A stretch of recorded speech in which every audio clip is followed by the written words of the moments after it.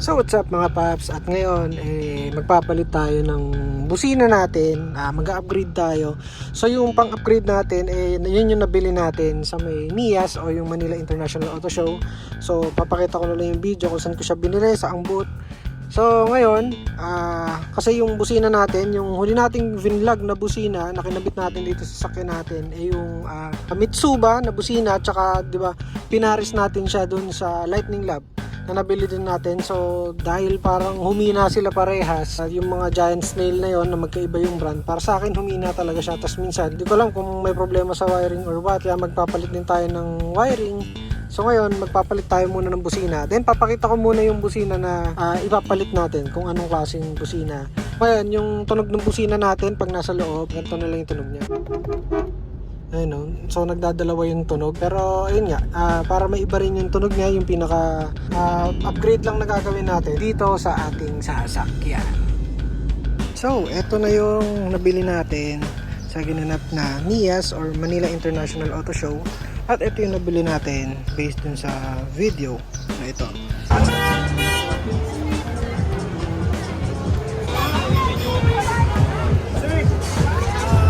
So ngayon, itong MXR, nakita ko lang to.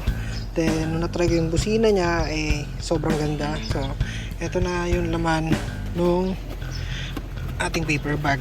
So ito yung box niya. So sira-sira lang yung box nung inabot sa akin. Ayan, yung binigay, sira-sira lang yung box niya,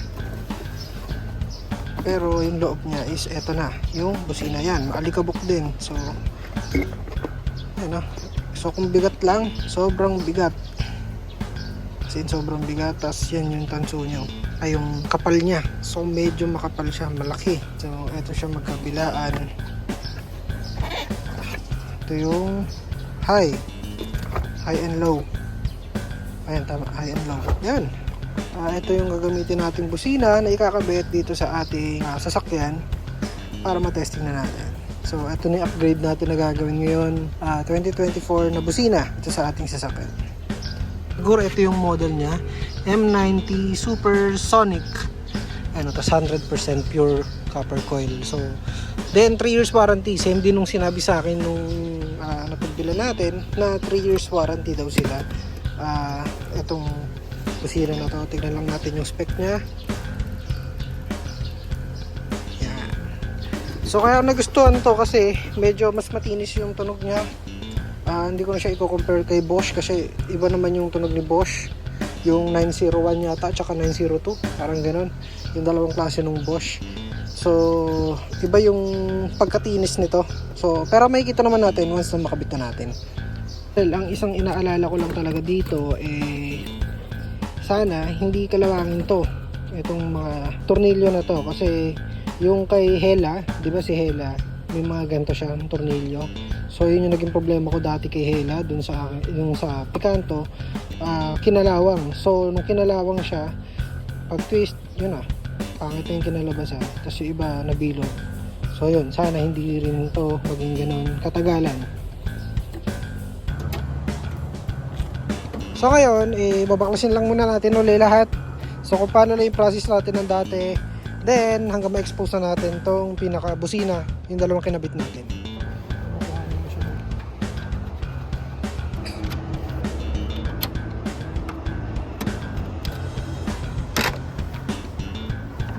So ito na yung busina natin. So ito yung Mitsuba, ito naman yung Lightning Lab. Compare muna natin yung tunog.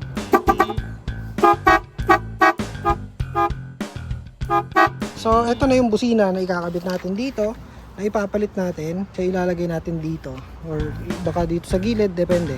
Tingnan muna natin para hindi sayang yung bracket na nilagay natin. So yan, baklasin muna natin to, then maghanap muna tayo ng magandang pwesto saka tayo mag wiring.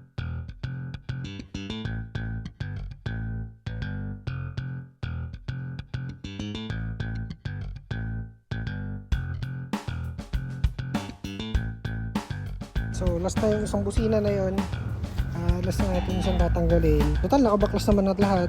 Linisin muna natin.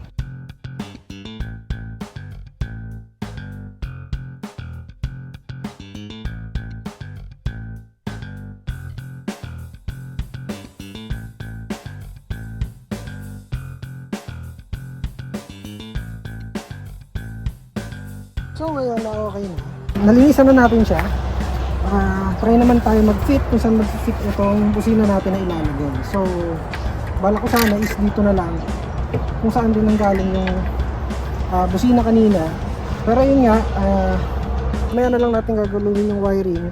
So hanapan muna natin kung saan natin siya pwedeng ilagay na hindi matatamaan o hindi matatamaan tong radiator natin. So yun nga, paalala lang lagi sa mga maglalagay ng busina, dapat ang busina natin dapat hindi siya bumabangga sa kahit saan. So free yung likod niya, yung harap niya or yung gilid niya, wala siyang tinatamaan na kahit na ano, dapat maluwag. So yun, gawin muna natin to, hanapan muna natin ng mapaglalagyan ng bracket. Then yun, kabitan natin.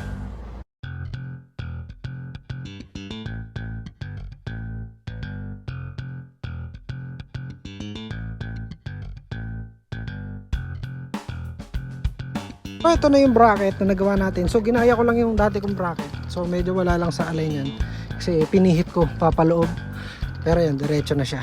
Yan. So ayan, maalog siya. Buti na lang meron kaming ganito, mahabang nut, tapos ito parang spacer.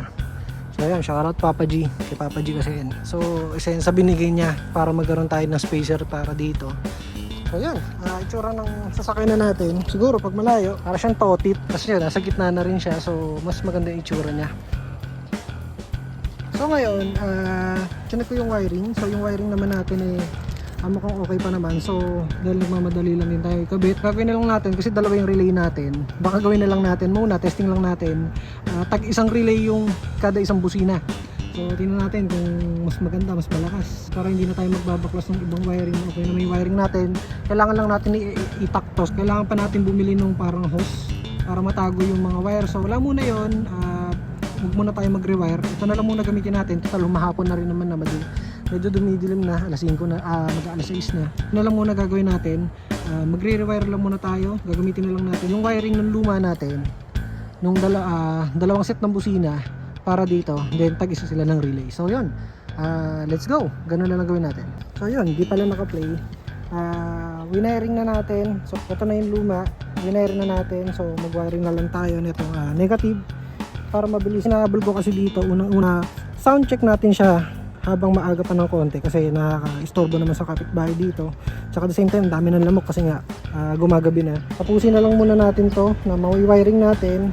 Then siguro hindi ko na i-vlog yung mga kasunod na gagawin dito, yung pagtatak o yung pagtatago ng mga wiring. Madali lang naman yun.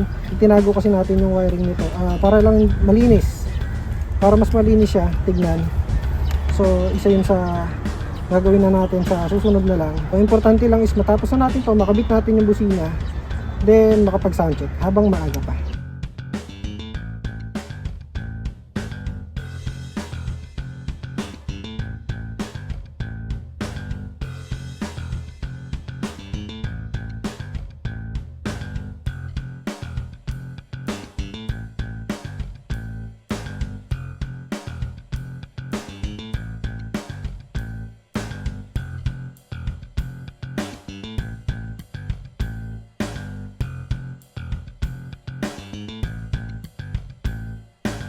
So yun, natapos na natin mag-wiring. Then testing na natin siya. So mamaya ko nalilinisin to. Testing na natin kung ano yung magiging tunog nito after natin ikabit lahat. So testing muna natin kung hindi gumagana to isa. Oh yun, diba gumana na. Ibig sabihin hindi gumagana yung linya nito isa. So ito rin siguro yung dahilan bakit yung isang busina natin hindi siya pumipitik. So may problema tayo sa wiring ng isa. So ngayon, ang gagawin na lang muna natin para makabit na natin to is gagawin na muna natin silang iisang relay. Tapos babaklasin ko na lang yung isang relay nito na for sure yun yung may sira. Kaya pala hindi tumutunog kapag bumubusina ako. Kaya pala parang mahina rin yung isang busina kasi hindi sila apat na tumutunog. So dalawa lang yung tumutunog. So yun, wiring natin ulit, then testing natin ulit. So yan, nakabit na natin. Then ngayon, testing na natin kung tutunog na sila. So isang relay na lang to. Hindi na muna tayo gumamit ng dalawang relay kasi so test na natin.